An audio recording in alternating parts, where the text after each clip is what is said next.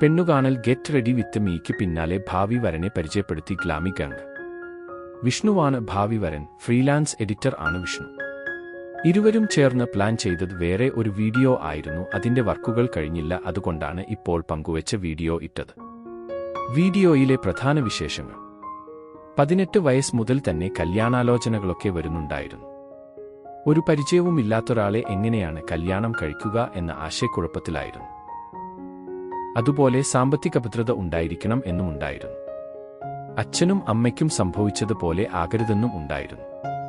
സസ്പെൻസിട്ടൊന്നും വുഡ്ബിയെ കാണിക്കണമെന്ന് കരുതിയതല്ല. കല്യാണം കഴിക്കാൻ തീരുമാനിച്ചപ്പോൾ അത് എന്റെ യൂട്യൂബ് ഫാമിലിയോട് പറയണമെന്നുണ്ടായിരുന്നു. അതുകഴിഞ്ഞയുടൻ തന്നെ ആളെ പരിചയപ്പെടുത്തിയുള്ള വീഡിയോ ഇടണമെന്നും കരുതിയതാണ്. ഫെബ്രുവരിയിൽ എൻഗേജ്മെന്റ് നടത്തുന്നുണ്ട്.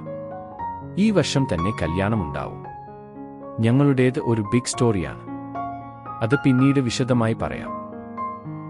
സ്വന്തം അധ്വാനത്തിൽ കൂടെ വാടക വീട്ടിൽ നിന്നും സ്വന്തമായി ഒരു വീടും അതിനുശേഷം കാറും സ്വന്തമാക്കിയ സോഷ്യൽ മീഡിയ താരമാണ് ഗ്ലാമി ഗംഗ്.